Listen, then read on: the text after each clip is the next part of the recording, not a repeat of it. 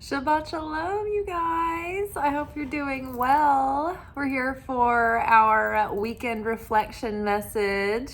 This is Friday night when I'm filming this. I'm really loving my outfit today. I've got on a sports bra, harem pants, slip-on Vans, and my vintage cheetah coat. I feel like, I don't know, sort of like 1960s cocktail meets hip hop meets, I don't know, like I left the house and got confused. I feel like I need a martini right now. Okay, awesome. Well, we're here to sort of reflect on our lessons for the week. We pulled from the Radiant Sun Oracle and the Dreaming Way Tarot for our weekend messages. And from the Radiant Sun Oracle, we've got Venus in Sagittarius, which is flirtation, followed by Venus in Gemini, flattery, followed by Jupiter in Sagittarius, its home sign, principle.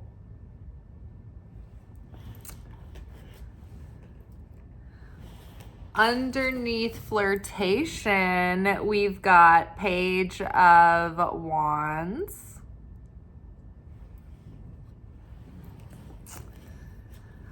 Underneath flattery, we've got Eight of Cups reverse.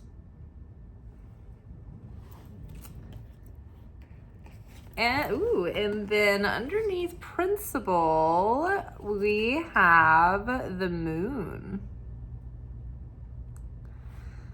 All right, before I forget, I think it's really interesting because the next lunation is a new moon in Sagittarius, if I'm not mistaken. I think that would be next because our last new moon was in Taurus, right? Yes, new moon in Sagittarius is on Saturday the 30th, which is my brother's birthday. So we are just now leaving Scorpio season, headed into Sagittarius season. Our new moon in Sagittarius will be like sheltering us, you could say, or fertilizing the seeds that we plant in this, going out into this new beginning. And this is like, Sagittarius is optimistic and hopeful, and they take their shot, right? And they look, out and into the expanse. They have a vast vision. They can go the distance. They're curious and adventurous and up for, a challenge if it means adventure. They like to party. Their lesson is finding balance. So they're very fiery and they're passionate about life. So they love to be social and celebrate and have fun. But I think that this new moon is going to be really good for planting seeds to sort of rekindle the fire and enthusiasm for some of the dreams that you felt like maybe you had sort of just fallen into like highway hypnosis. So when you've been driving and you've gone into like a trance and you come to and you're like, oh my God, like how many hours has it been? How many miles have we driven? I've been out of body, right? So rekindling that spark and that connection with your goals and with your dreams, and also with the process of our awakening and our spiritual development. And so here we have the Page of Wands, who is like a youthful excitement. This is an excited, young, spunky energy. Sometimes it comes with good news or good opportunity, but we'll circle back to that. We digress. So maybe something significant is going to take place around the new moon of Sagittarius. And it may not be the opportunity presenting to you, but it may be the inciting catalytic event that opens up the opportunity to lead its way to you. Does that make sense? Like, for instance, if you were hoping to get a job in a career that you've been dreaming about. Maybe someone is about to leave the company that you're about to get a job at, but you don't know that yet. And so maybe on the new moon, the person gets their new job, or like has to take maternity leave, and they decide to like take a sabbatical for an undetermined amount of time, right? Open-ended. And you get this job, right? But you don't get that job on the new moon because they haven't made the announcement yet. But it's coming, and maybe by the full moon you have seen that job posting and you've applied. So just be aware that significant events might transpire, or somehow the energy of this new moon in Sagittarius may be very potent and significant for us, which it always is. Okay, so flirtation and Page of Wands. This reading has like layers of truth and things going on. So as it pertains to how we're reflecting on the week's lessons, I think that the week has been talking to us because the Page of Wands has showed up throughout the week. Once it came up Monday, so it was part of our Anchor Message Monday, which are our spiritual lessons. So we are looking at the part of ourself that is the Page of Wands. This part of ourself is excited and gung-ho and optimistic, but maybe a little bit impulsive, maybe a little bit reactive. Maybe this part of ourselves acts before it thinks, and it acts based on like passion and excitement rather than grounded wisdom and discernment. And so this part of us might have been the impulsive part of us that got carried away and sort of maybe made choices that took us in sort of like away from what was going to deliver greater value in the end. Maybe we reached for instant gratification rather than held out for what was going to give us long-term value. Maybe we got a little bit diverted down a path going after shiny objects that weren't really meant for us, right? Because sometimes we can chase after things that aren't really in alignment with our soul. So they look good because it seems like it's fun when other people do it, or it seems like, looking in movies, like the movie made it look good, or other people make it look good, or society tells us that this is a good direction to go in, and yet it's not authentically for us. And so when we try to pursue that thing, it's never materializing, it never works out, or it's not a good fit, right? So we have to go back and say, okay, well, what's really authentic for me? And so we've been recalibrating and finding out what that is. So generally speaking, okay, I'm going to keep going and then I'll get into each card. I'm just going to probably go back and forth. Okay, so we're going to move forward, but then we'll probably come back. Okay, so now that we are like in alignment with our soul's, more of our soul's purpose and calling, we're looking back. Janus, the god or goddess Janus, is looking in the past and in the future here.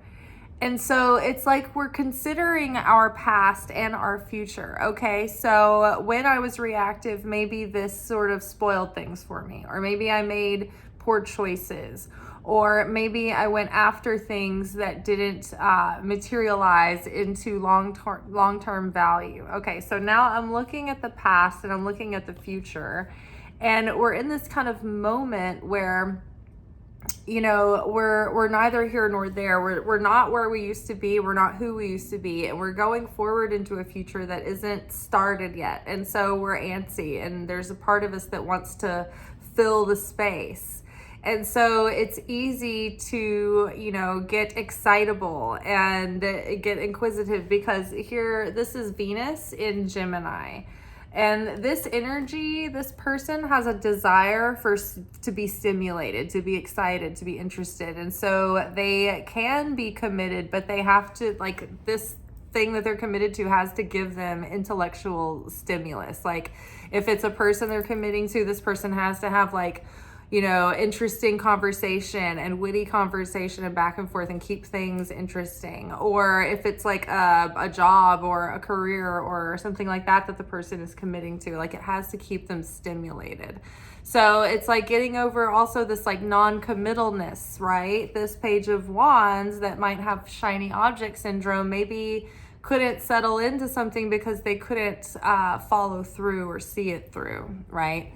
So the Cups, Eight of Cups reverse is like, it can be a few things, but I think that the Creator is about to give us a flurry of new opportunities and new options in love and money and career and all of it.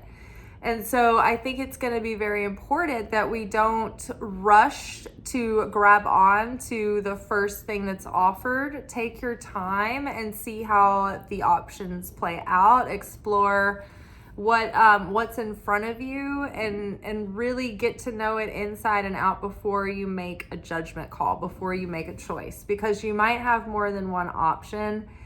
And so you want to choose the thing that's going to be most authentically aligned. And I think that thing is going to be very recognizable when it shows up. But in the meantime, because we're so ready to get something going, don't rush making a choice. Don't rush filling the space. Take the test drive kind of thing, like feel things out, take your time.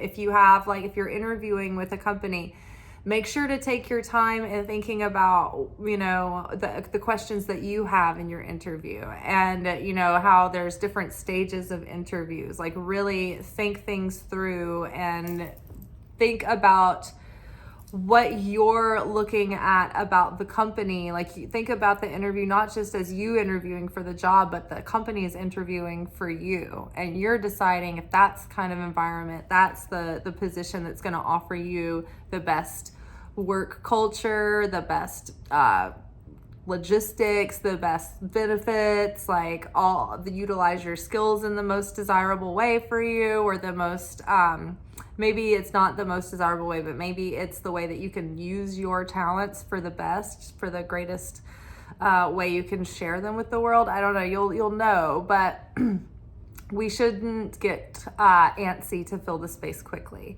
If there are love options coming in, there may be when you suddenly become more magnetic and you up level, it's just sometimes we just have a glow up and we're suddenly just very attractive. Have you ever noticed that, like, either you're not attracting anyone and there's like zero things going on in your love life, or there's a whole bunch at the same time? Never fails, right?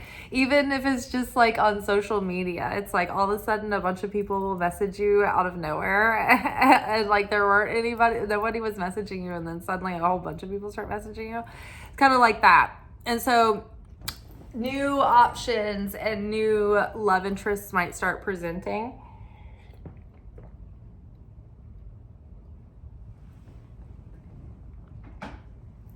But our limiting beliefs might prevent us from actually believing that what our soul is craving actually exists. And so don't settle quickly to fill the space. I'm going to go through these cards and read them out of the book, because there's so many little things that indicate like breaking patterns of like a romantic nature. And so we're going to circle back through. Overall, we're in this moment that is a test of our faith. We've got the Moon card here. And the test of our faith, the Creator has taken us through so much over the past 16 years, right? Every category of our life has been tested and purged, and like it's been audited. Everything has been combed through with a fine-tooth comb. And so really the overall is mostly done. Like for now, the work is mostly complete. But we're in this final test. And the final test is what To Be Magnetic calls the magic dark. It's the final test of your trust and faith. To not settle. To not settle for what's not truly in alignment with what your soul knows that you're calling in. So it's a test of self-worth, and it's a test of faith, and it's a test of trust. Because what happens in this space is that you're in this like magical, dark, fertile void. Remember we had, let's see, what was it? Oh, Monday we had the empty room as one of our archetypal cards. Now think about the magic dark, right? There's nothing happening. The To Be Magnetic describes the magic dark moment as you've been unblocking, you've been passing tests, there's been a lot of things going on, and you've been going through the initiation, and you've been turning down options that aren't right, and you've been saying no, and you've been facing your fears, and you've been, aligning with your truth. And then suddenly it's just like crickets. And for a while, like nothing is happening. And it feels like, what did I plateau? Like, have I lost my momentum? Like, what's going on? Do I need to like manufacture something? So, oh my God, I need to download the dating apps, and I need to like apply for 100,000 jobs I don't even want. And, I just need to make sure that like I've got energy like moving, and like I need to make something happen. And it's like, it triggers your like fear and lack and scarcity and doubt and control issues. So then you get tempted, I'm running out of time, I'm running out of choices, I just have to settle for someone who's like a warm body, who's nice, who's gonna take care of me as I age, but like I'm not really enthusiastic. And you're just like, oh my gosh. And then you get into this like downward spiral of scarcity and catastrophic thinking. And then you make reactive choices because your fear of missing out, or your buy now while supplies last kind of button is being pushed. So we need to take our time, and we need to remember that like all the things that we've learned up until now, we're not like all that we've been through. We haven't been through everything we've been through to come through all of that to now settle now for something that's not quite right, whether it be in any category of our lives, and we know it.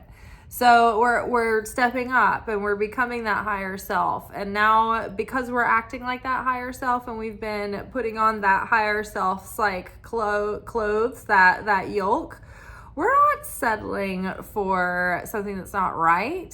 If something's not improving our life at this point, we're like, oh, okay, I'm good. Like, me and the Creator have got something going on here, and I'm very fulfilled. And so I don't need to rush after any kind of outside vessel for my manifestation. I can find fulfillment directly from the Creator. And so experientially, when you start to pursue the Creator just for the sake of being close to the Creator and becoming like the Creator, instead of like trying to pursue the process and like the spiritual growth, because you're like, well, if I do this, then I will merit the thing that I want, and the thing that I want will come. So I'm going to become more like the Creator so I can hurry up and get my blessings, so that my career can be successful, so that I can meet my soulmate. But then it's like, when you're doing that, it's transactional and it's not authentic. And so you can backslide it back into the old pattern so much easier, because you find yourself feeling empty and wanting to fill this void. And so, because you're just waiting for the result, you're waiting for the result, you're waiting for the result, and you're leaking energy. But if you're not waiting for a result, but you're simply in the process, becoming closer to the Creator, becoming more like the Creator, just for the sake of the goodness of it, because you want to become a better vessel of the light, because you want to be a better ambassador of the light, because you feel bad when you run your mouth about people and you feel like a dick after, and you're a dick after, kind of thing, and you don't want to do anything or say anything that has unintended consequences for someone else. You're just like, man, you become more conscious of being a safer person to be in the world with. You want to be a person that's adding more goodness to the world. And so because of that, your sincerity of wanting to become like the Creator in that, the goodness follows, because what happens is you start to become very fulfilled. Like the feeling of closeness with the Creator is, it's very satisfying, and you start to have this peace, and you start to feel very like comfortable in your own company. Like one day you just realize you're like, oh, I'm not bored, I'm not like lonely, I'm not reaching for anything, I'm just really satisfied, I'm really content. Oh, it feels really good. And you know, highs and lows, you're all right, and you're like, oh, this is fulfillment, this is pretty consistent regardless of what's going on in my life. I feel a base level of solid, okay, taken care of, complete. And so then you're like, oh, I have this experientially without any outside source. Nothing had to happen to make me feel this way. It's just something that I've created in that connection with the Creator. And so it's consistent and it's unwavering because it's not conditional. And so then you're like, oh, I feel the fulfillment of having all the things that I always wanted, like all the reasons why I thought I wanted them. Like I feel that way now. So I don't even need that thing to feel this way. Therefore, I don't need that thing anymore. And therefore, when we become not needy of the thing, the moment that we're like, oh, like I don't even need this to feel this way because I already feel this way, that's the moment that it comes in, because then that thing doesn't own us. We don't need it anymore. We realize we've seen past the illusion. It's not the vessel, it's not the husk that gives me the juice, the energy. It's the Creator. And so when we realize that, we don't idolize other things, and it's safe to have those other things. Now you're like, oh, well, everybody else isn't like that. But it's like they're not spiritual seekers. So they're not in the game. They're non-playable characters. So they haven't activated the same rules yet. So facing this last challenge, this last initiation, asks us, it's a test of faith. It's a test to say, okay, I'm not going to rush out and make something happen and force something or fill the void myself.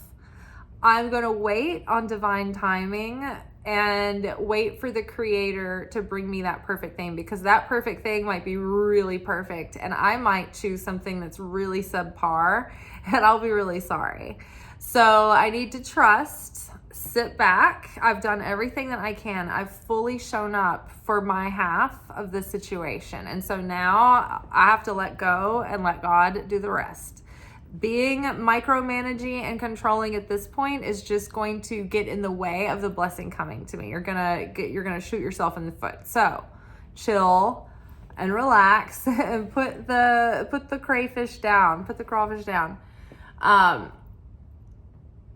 And remember, think about all that you've learned and everything that it took to get you here. You're not going backwards. We're not going backwards now. Okay. So one thing about the relationship pattern that we might be breaking is limerence as a low-level trauma response, and then projecting that limerence onto others and ruminating on that, and it keeps us, it's one of the states of freeze mode. So we're not doing that anymore.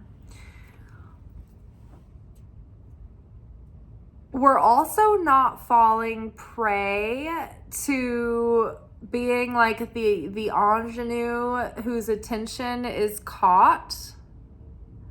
Like, so in this, as this illustration it looks like the Page of Wands is like on her way, going about her business, and then something catches her attention and sidetracks her from what she was doing. And it's flirtation up here. So have you been a person that, for instance, like if limerence is your trauma response, it can cost you a lot of time and energy that you could have put towards like building concrete things for your dreams or having concrete relationships. So sometimes in like a novice state of naivete, we can get caught up in someone's, this can be like an ongoing pattern where you have that person that starts showing you attention, and that attention and flattery is exciting and it's enticing, and you read that, interpret that as intention. Oh, they like me, they are flirting, they're flattering me, and then that sort of takes, like, you get sidetracked and like all up in your head about this thing that's not real. It's not going to materialize because they might be loving the attention, but their attention is not intention. Now there's a plague of this happening right now, especially with the dating apps. This is what people are talking about all the time and they don't realize it. And Matthew Hussey has a whole chapter in his book Love Life about this, or it's a section within a chapter about this issue. But attention is not intention. There are so many people out there who don't have the self-awareness, or maybe they do and they don't even care. But for whatever reason, they get high on the sparks of light. They get energy from flirting with people and getting their attention, and like getting high on the flattery and the vanity and, the flirtation, but they have no intention of actually actualizing it or pursuing anything. And so maybe there have been times where you have missed an opportunity with another person and mistook something else somewhere else, or you've paid more attention to a situation than you should have, and emotionally you got caught up in something that wasn't real and you didn't realize. And so this can be like an ongoing pattern. So many people spend years in these relationships, they're called situationships, where, I don't know, he just keeps coming back. He always comes back around and wants to hang out, wants to talk, hang out a little bit, but never commits. It's like that pattern is never going to materialize because it is a codependent pattern of a vampire coming to feed off of someone who gives them love and affection and attention incrementally when they're hungry. They're like a stray cat. They're like a stray animal, and they come for when they want to eat, but they don't have any real intention to stay. And so you're a supply. You're a supplier. So this is like a narcissistic pattern of like someone who preys on empaths a lot. But I mean, this happens so much in romantic context. Okay, so it's like seeing past that like naive, lustful weakness of slipping into the temptation of getting caught up, even with people. Okay, so say that's not the scenario. Say you just have a tendency to get caught up on having crushes on people that, like, yeah, it might be fun and they might be entertaining, but they have no like deeper things in common. They don't have your beliefs, the same beliefs as you. They don't have the same principles. They don't have the same like love goals. And so it's like people who don't have aligned relationship goals or core values as you. And so you're like chasing relationships that can't last any longer than a few years because they don't have substantial roots or foundations. So breaking these patterns and tendencies, because something of real value could be presenting soon.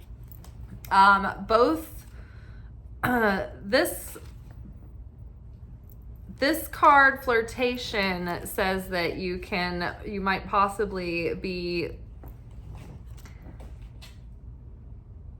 okay, so like flirtation, I'm just gonna go back because, sorry, I'm getting lost in all of the different layers that I saw. I also saw in this, there might be for some group, there might be a younger person who's flirting with you and showing you interest, and they may or may not be legit. And so this is one of those times where you've got to weigh out the deeper questions and compare your options side by side when people start to present, and not rush into anything too fast, right? Just, get to know people slowly and date non-exclusively in the beginning for a while until you know more for sure. Because the Page of Wands is an opportunity. Sometimes it's good news, but it's a young person who, brings some energy and some kind of significance into your life. And it's here with flirting. So you may have a younger admirer.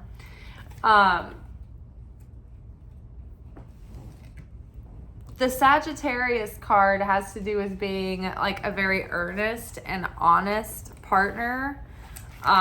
If not, maybe a bit blunt because of their honesty. And that is paired with the moon. So it could be like that you're getting over your fears of being able to honestly express yourself in relationships. Or you're finding you've had partners who were afraid to express themselves in relationships. So you would rather you feel more comfortable with someone who's very comfortable, like a Sagittarius, to express themselves bluntly within relationships. The Eight of Cups reverse, I'm just going to read the key points because I think that they all had significance. So interests lie in material pleasures, pursuing pleasure, having fun, not much thought for anyone.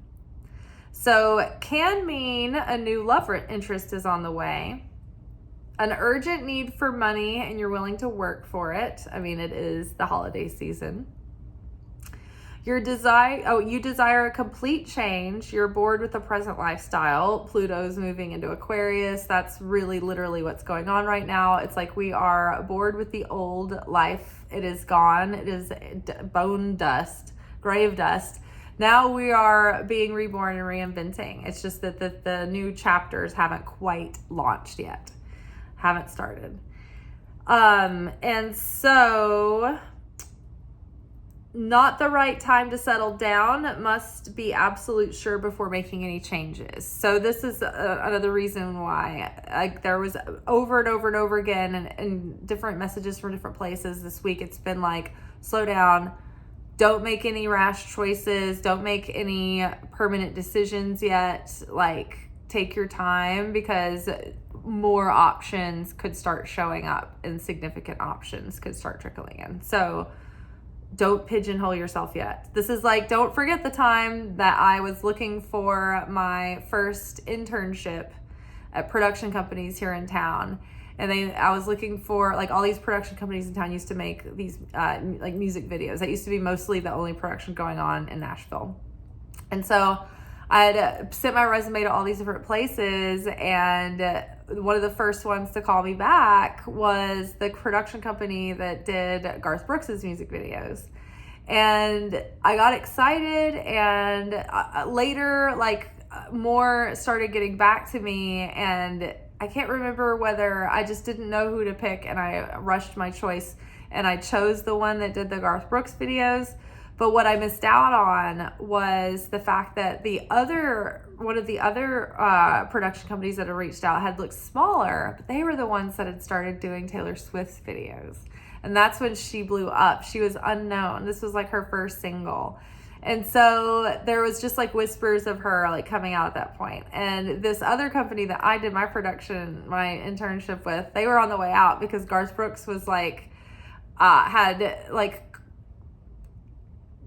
kind of peaked in the early 90s and was having sort of a hiatus moment by then because it was like early 2000s. And so he hadn't started releasing music again. This was even after the Chris Gaines stuff and all that. So it was I rushed the decision. I made what I perceive as the wrong choice. But it wasn't. Is there ever really a wrong choice? Does the universe just figure out a way to bring you back where you should have been anyway? But it's that's the big question. That's the thesis of the movie Sliding Doors, right? So not the right time to settle down, must be absolutely sure before making any changes. So big choices are coming, changes are coming, so don't rush anything yet. And then flirtation, I feel like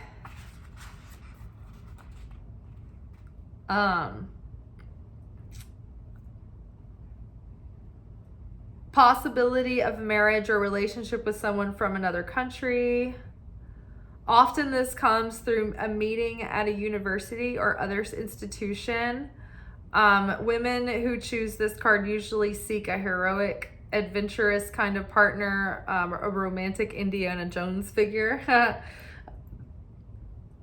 Foreign lover or holiday romance that blossoms, a marriage abroad, a lighthearted flirtation for the adventure. So again, so the Eight of Cups said pursuing pleasure, having fun, not much thought of anyone. And this says a lighthearted flirtation just for the adventure. So it's possible that you could be, two things could be happening at once. There could be a person who is pursuing you, or two types of people that you're meeting right now. People who are pursuing you for lighthearted flirtation and just for fun, and they're not really thinking about you or like what's good for you in the long run. They're just kind of like in it for them, in it for the excitement, and they have no real solid intention. But you could be meeting like a real partner soon that is aligned with your beliefs and your philosophy. You might even meet them, like say in a class, or something like, where do you take classes? Do you have any interests in taking some kind of class where you might like meet someone? For instance, I take Kabbalah classes. I would love to be able to attend classes at the Kabbalah Center, but there's not one in Nashville. So I'd have to like fly to like New York or LA like once a week, which is not like a viable option for me right now. So no, I digress, but it could be something similar. Like you could meet someone through like classes that you take that have to do with philosophies or beliefs or common interests that you might share together. So take your time in, exploring your options, because you could have a very equally yoked and authentically aligned meeting coming up soon. So you don't want that space filled and block you from that meeting. Same with career. There could be exciting opportunities or advancements happening soon that will make things a lot different. So don't make any impulsive choices or take any crazy actions. All right. Well, that is all for tonight, y'all. I will see y'all again tomorrow for our Secret Teachings of Jesus episode. Last week we did a segment entitled Cain and Adam, or Adam and Cain. And I think we're going to do a part 2 of that same portion again this week. So we're going to go deeper. Last week we kind of covered, it was pretty sensational portion. So we covered all of the topical, obvious things to get out of the way, but I think we can go deeper this week. So to stay tuned for that. Ciao. Oh, also, thank you guys. My public watch hours are ticking up little by little. We've got 1,100 as of today. 1,101, in fact. From a few weeks ago, it was 1,070, I think. So little by little, we're doing this, you guys. Thank you. All right. Ciao.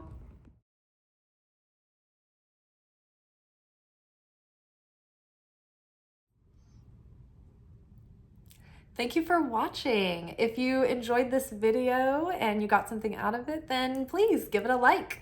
Subscribe to the channel. Turn on notifications to be notified of when I drop content.